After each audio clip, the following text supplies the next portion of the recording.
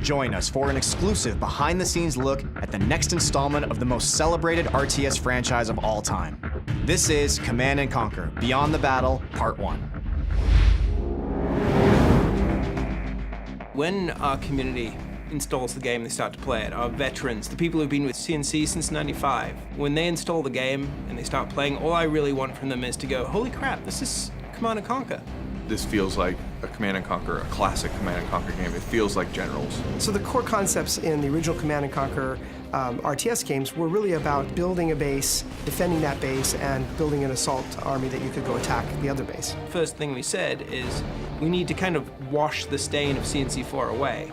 And to do that, you really have to get back to your roots, to get back to what it was that made your fans in the first place. Well, to me, the roots of Command & Conquer are always about base building that doesn't feel like a chore, harvesting that doesn't require your full attention, and a focus on fast action and lots of viable strategies in the actual combat.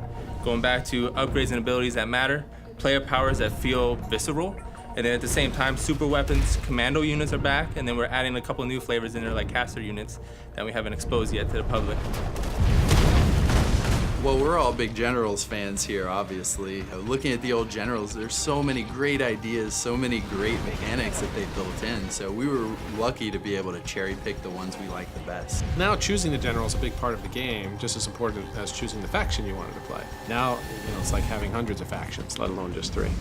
Each general will have its own set of abilities, upgrades, even player powers will change as well.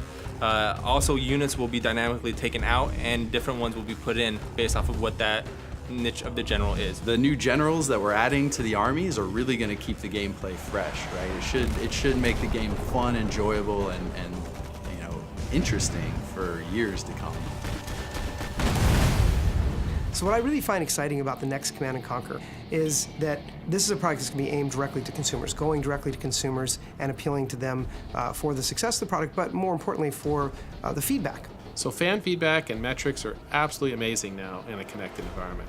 In the past, we just made a game, we put it in a box, we got the feedback years later, we could make a change in the sequel. Today, we can hear the fans immediately, we can look at the data, we can change stuff daily, weekly, monthly. We can engage in this sort of ongoing conversation with our fan base, where if, say there's a general that we put out that we didn't balance quite right, we will get that feedback immediately. It's not like we're gonna be like, okay, well, when we do the expansion pack or in a patch in 3 months, we'll fix this. It's gonna be one of those things where we kind of grow together. And that's what we want to kind of breed. It's a live product, and we want to make sure that the community at the core is part of that rendition of making this game better. This is ultimately the fans' game, and we're looking forward to making the game better with them. Absolutely, I'll play the new Command & Conquer when it comes out.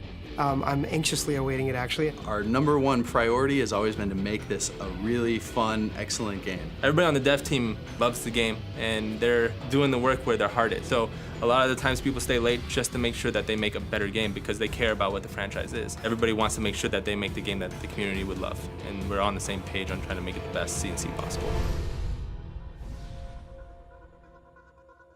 Hopefully after doing this, I'll be on the beta, right guys?